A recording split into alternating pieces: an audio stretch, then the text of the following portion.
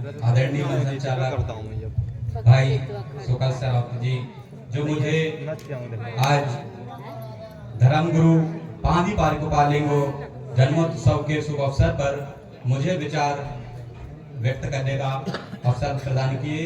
साथ ही आज जो है कार्यक्रम आयोजित किया गया है, इस ग्राम के सभी ग्राम वासियों को मेरी ओर से सादर सेवा जोहार पहुंचे। साथ ही इस ग्राम के सरपंच दादा दोनापुर धुर्वे जी के चरणों में मेरा सादर सेवा जोहार पहुंचे। साथ ही मैं जब से जान रहा हूं, हमारे दादा पदम सिंह सयाम जी दादाजी, उनके चरणों में मेरा सादर सेवा जोहार पहुंचे।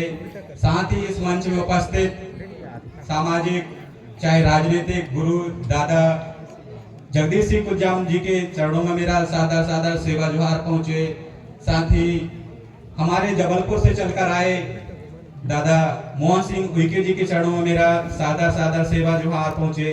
साथ ही पढ़ाई के साथ साथ हमारे सामाजिक स्तर को खेलकूद हर कक्षा मंच मैदान सभी में सहयोग कर रहे हमारे जेएसयू छात्र संगठन टीम, साथ ही हमारे भाई अमिताभ सिंह धुर्वे जिला अध्यक्ष, साथ ही सरमन मरकाम जी ब्लॉक अध्यक्ष कुंडम एवं ग्राम सभा के सभी रूढ़िगत मुकद्दम सभी के चरणों में मेरा सादर सेवा जोहार पहुंचे।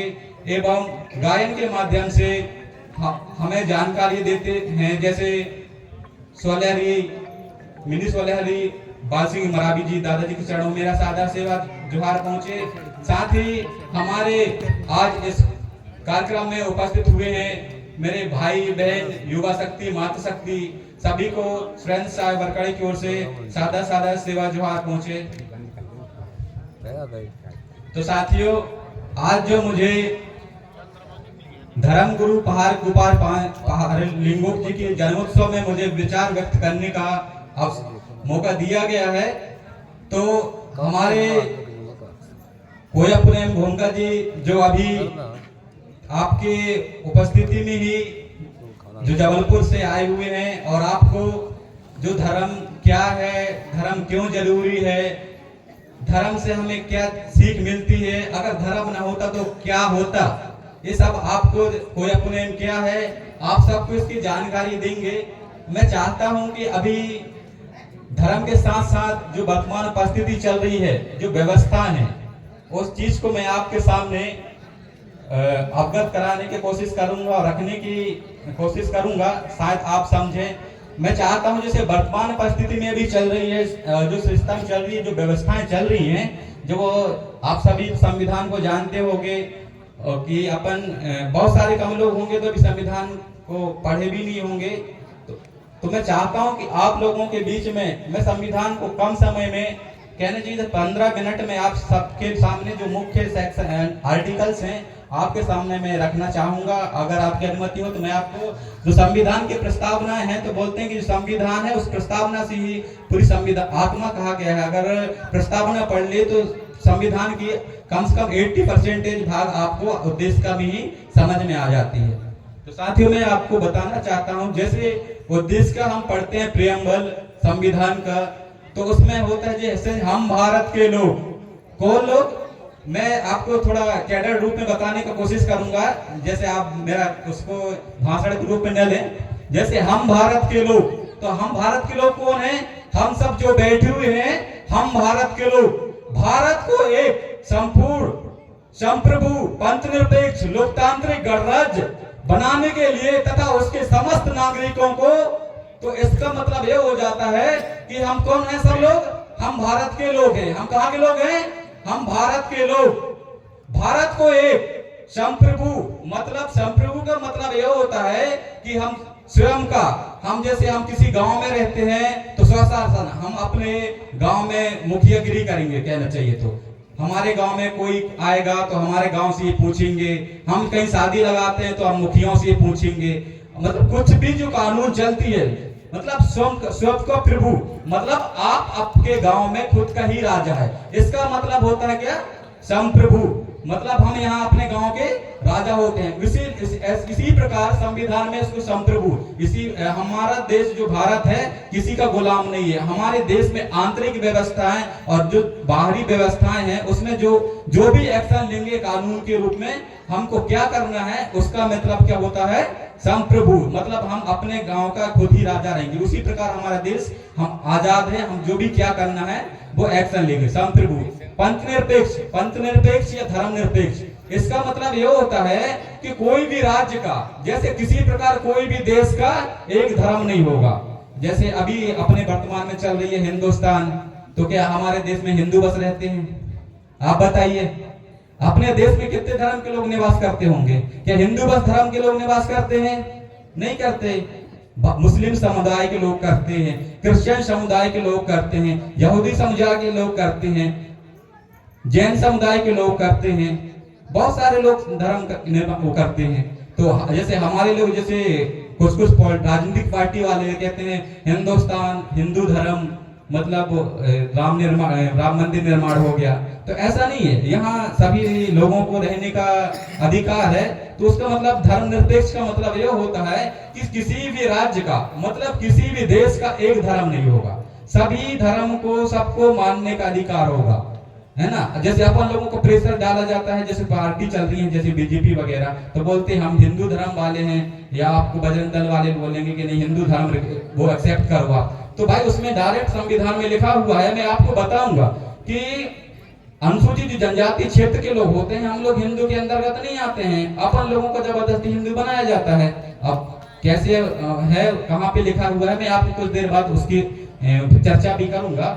तो जैसे हो गया धर्मनिरपेक्ष का मतलब क्या हो गया कि अपने देश का किसी का भी एक धर्म नहीं है, अपन अपने अकॉर्डिंग धर्म अपना सकते हैं, आप अपने अकॉर्डिंग पूजा पाठ कर सकते हो, आप अपने अकॉर्डिंग शादी ब्याह जो कल्चर रूढ़िगत प्रथाएं हैं आप अपने अकॉर्डिंग मना सकते हो। किसी का कुछ भी दबाव नहीं है कि आप ये ना करो, हमारे धर्म में ये नहीं होता है। ये हमारी रूढ़िगत परंपराएं हैं जो हमें अभी ग्राम सभा मुकदम के दादाओं के द्वारा आपको जानकारी दिया जाएगा। इसी प्रकार लोकतांत्रिक हो गया, मतलब ऐसा नहीं है जैसे पहले क्या चलता था, राजाई शाही चलता था।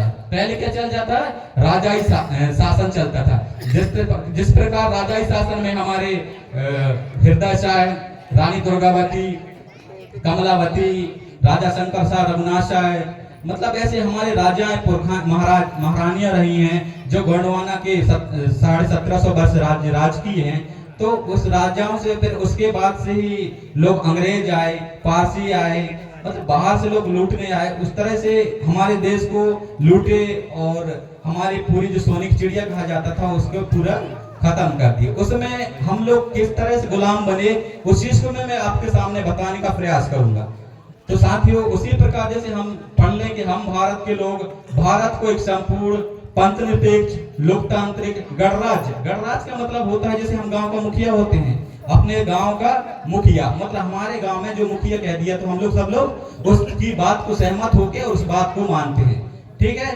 तो हम जैसे हम भारत के लोग भारत को एक संपूर्ण पंथनिरपेक्ष लोकतांत्रिक गणराज्य बनाने के लिए तथा उसके समस्त नागरिकों को जब हो जाएगी तो समस्त नागरिकों को क्या क्या मिलेगा, सामाजिक न्याय। क्या मिलेगा, सामाजिक। जो आज हम बैठे हुए हैं, जो पहले अलग अलग बैठा हुआ करते थे, एक दूसरे से बात नहीं करते थे, लड़ाई हुआ करते थे। इस संविधान पहले होने से पहले हमारे देश में बहुत सारी लड़ाइयां हुई हैं। देश आजाद होने से पहले एक दूसरे को मारा काटा जाता है। कितनी विषम परिस्थिति रही होगी जो हम आज उठ पा रहे हैं, बैठ पा रहे हैं, इस सब के बारे में आपकी जानकारी दूंगा मैं। जैसे उसी प्रकार एक सामाजिक में होती है, राजनीतिक हो रही है। आज हमारे लोगों की इतनी गरीब लोग थे, आज सरपंच बन रहे हैं, जिला सदस्य बन रहे हैं, जनपद सदस्य बन रहे हैं, है ना, एमएलए विधायक बन रहे हैं, मेंबर ऑफ पार्लियामेंट संसद में जाके हमारे फंगल से कुलस्ते जैसे लोग दादा लोग बन रहे हैं। मतलब वहां तक अपने जाने के क्या है भाई, संविधान ही के। अगर संविधान नहीं होता और संविधान को अगर नहीं पढ़ोगे ना और उसके बारे में अगर आप नहीं जानोगे तो आप कुछ भी नहीं कर सकते। अगर मैं आज यहाँ भी बोल रहा हूँ तो मैं कुछ थोड़ा बहुत संविधान के अध्ययन किया हूँ, आप लोगों के बीच में आया हूँ, तो साथियों आप सुनने का प्रयास करेंगे, शायद आपको उतना समझ में नहीं आता हो क्योंकि संविधान एक बात अलग होती है और आपके बीच में अगर मैं रख रहा हूँ तो। इसी प्रकार सामाजिक की बात हो गई, राजनीति की बात हो गई। है ना। आर्थिक की बात हो गई, भाई किसी अगर देश को चलानी तो सबसे पहले क्या आवश्यकता होती है, पैसा। अगर पैसा नहीं तो देश तो चलेगा ही नहीं। उसी प्रकार हो गया सामाजिक, आर्थिक और राजनीतिक न्याय। विचार अभिव्यक्ति, हमको तीन प्रकार से न्याय मिल गई है। हम काय का न्याय मिल गया, हमको सामाजिक न्याय मिल गया। अगर कोई भी गांव में लड़ाई वड़ाई होती है तो हम लोग गांव के लोग सब इकट्ठा होते हैं, जो निर्णय लेते हैं सियानों के लिए, सियानों के द्वारा जो निर्णय लिया जाता है वो क्या हो जाता है, सामाजिक न्याय हो जाता है ना। सामाजिक के बाद आर्थिक न्याय, जैसे गांव में किसी को पैसा वैसा घटता है या फिर देश में जो व्यवस्था है। मैं आपको इसलिए समझाना चाहूंगी, गांव के सेम गांव की व्यवस्थाओं जैसा ही हमारा देश भी चल रहा है। हमको सामाजिक के बाद पैसा की भी जरूरत पड़ती है, राजनीति की भी जरूरत पड़ती है। भाई हम जब तक मुखिया नहीं बनाएंगे जब तक अपन को कौन पालेगा, अपन को कोई ना कोई बताने वाला तो होना चाहिए। इसी प्रकार ये सामाजिक, आर्थिक और राजनीतिक तीन प्रकार से हमको न्याय मिल जाती है। उसी प्रकार 5 प्रकार से स्वतंत्रता मिल जाती है। जैसे विचार अभिव्यक्ति, जिसमें आपको विचार व्यक्त कर रहा हूँ, हाथों कैसे हिला डुला रहा हूँ, व्यक्त कर पा रहा हूँ। विश्वास की स्वतंत्रता, अभिव्यक्ति की स्वतंत्रता, धर्म उपासना की स्वतंत्रता। आप किसी को धर्म को मान सकते हो, अपना सकते हो। इस प्रकार से हमको ये 5 प्रकार की स्वतंत्रता मिलती है। प्रतिष्ठा, अवसर की समानता मिलती है आपको। जैसे अवसर की समानता का मिलती है, आरक्षण, रिजर्वेशन, आप पढ़ाई करते होगे। इस प्रकार से अपन को अवसर की स्वतंत्रता मिलती है।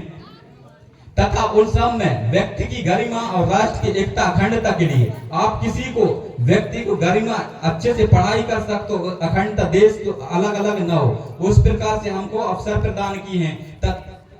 तथा उन सब में व्यक्ति की गरिमा, राष्ट्र की एकता, अखंडता, तथा उन सब में, तथा उनको सुनिश्चित करने वाली, बंधुत्व को बढ़ाने के लिए सुनिश्चित करने वाली मिति मास, ये कब होता है, 26 नवंबर 1949 को देश को संविधान दिया गया था। ये सब बाबा साहेब अंबेडकर जी के द्वारा हमको क्या मिला, प्राप्त हुआ था, संविधान प्राप्त हुआ था।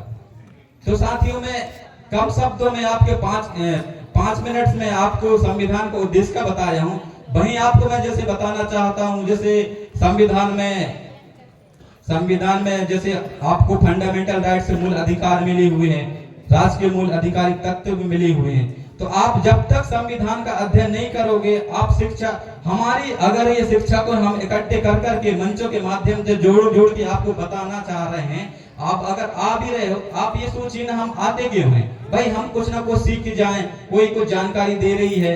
तो अगर हमारा समाज ही अशिक्षा है, मतलब हम लोग पढ़े लिखे नहीं है, इसलिए हमको आज कोई भी, मतलब अपन किसी दूसरे की बात में विश्वास कर लेते हैं। मैंने हमारे समाज के लिए ही अशिक्षा ही सबसे बड़ा अभिशाप है। क्या है? अशिक्षा ही सबसे बड़ा अभिशाप है। अगर हम पढ़े नहीं हैं, हम तर्क नहीं कर पाते हैं, जो कुछ बोल देता है हम उसकी बातों में ही आ जाते हैं। इसलिए हमको क्या है, पढ़ना लिखना बहुत जरूरी है। जब तक हम पढ़ेंगे नहीं, हम बातों को तर्क नहीं कर पाएंगे, जब तक दूसरे की बातों में अपन जल्दी आ जाएंगे। बस जिससे आप 2 प्रकार के गवर्नमेंट को जानते होंगे। जैसे वर्तमान परिस्थिति क्या चल रही है, सरकार है, केंद्र सरकार, राज्य सरकार, और एक रूढ़िगत ग्राम सभा, हमारी जो खुद की स्वशासन होती है। 2013-3 के अकॉर्डिंग हमारे दादा मुकद्दम साहब के द्वारा आपको जानकारी दिया जाएगा।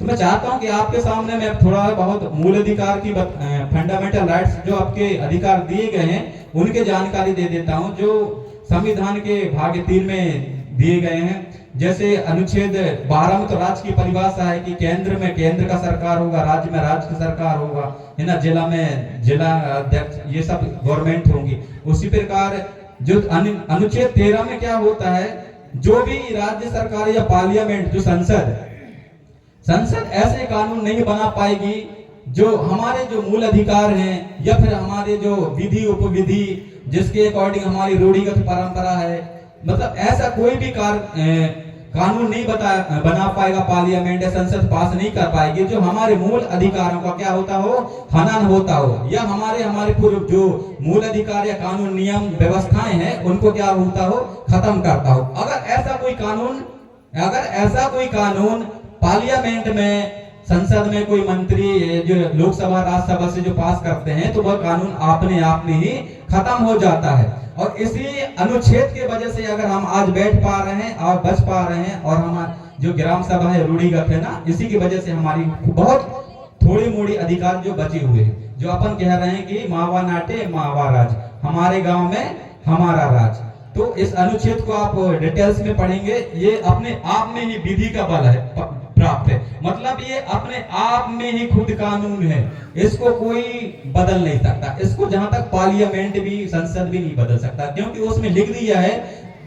क्योंकि थोड़ी भी अगर किसी के अधिकार को हरण करने या खत्म करने की बात कही जाती है, वो कानून अपने आप में खुद ही खत्म हो जाता है। उसी प्रकार अनुच्छेद 14 में है दिया गया है विधि के समक्ष समता, विधियों का संरक्षण। विधि का समक्ष समता का मतलब ये होता है कि जहाँ छोटे बच्चे हैं, कोई गरीब घर का कोई महिला या पुरुष है, कोई बड़ा घर का महिला या पुरुष है, अगर वो स्कूल में जाएगा तो इसी स्कूल, एक ही स्कूल में जाएगा। क्या है? एक ही स्कूल में जाएगा, गवर्नमेंट में जाएगा या प्राइवेट में, मतलब किसी को रोक नहीं है। आप कानून के अकॉर्डिंग आप सब क्या हैं?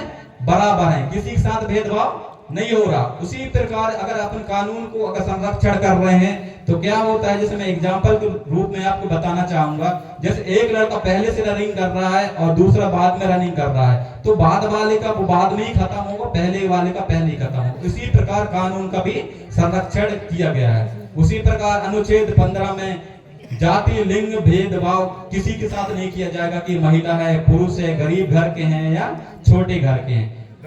उसी प्रकार अनुच्छेद 16 में शिक्षा और महिलाओं के लिए अधिकार, शिक्षा छोटे बच्चों के लिए अधिकार दिया गया है। हमारे छोटे छोटे बच्चे हैं, हमारी महिलाओं के लिए गवर्नमेंट जो नए नए वो निकालती है, क्या क्या सुविधाएं मिलना प्राप्त होना चाहिए, सब ये अनुच्छेद 15 में दिया गया है। 16 में हमारी रिजर्वेशन की बात आती है, जिसको कहते हैं आरक्षण, जिसको वर्तमान में गवर्नमेंट हमारी जो केंद्र सरकार है, राज्य सरकार बिल्कुल तरह से खत्म करना चाहती है। इस बात आपको जानना पड़ेगा, आरक्षण किसी के भीख नहीं है। आरक्षण हमें हमारे जो देश आजाद होने से पहले, देश आजाद होने से पहले हमारे देश में राजाई शासन चलता था, जिसमें गोंडवाना राज्य शासन हुआ करता था, जो 1750 वर्ष राज किए थे। और उस राज्य शासन के बाद जब ये संविधान बनने लगा था, तो संविधान बनने के टाइम पे हमसे ये राज्य जो स्टार्टिंग में क्या हो, राज्यों के क्या होते हैं, अपने अपने इलाके होते हैं, उस राजाई को उन लोगों ने खत्म करने के लिए हमको बोले थे कि आपको आपके क्षेत्र में आरक्षण देंगे, इसके बदले आपको आपका क्षेत्र इसमें देना पड़ेगा। उस क्षेत्र के बदौलत उसके बदले में हमको आरक्षण प्राप्त हुआ है। और आजकल गवर्नमेंट उसको भी धीरे धीरे क्या हो रही है, खत्म करने जा रही है।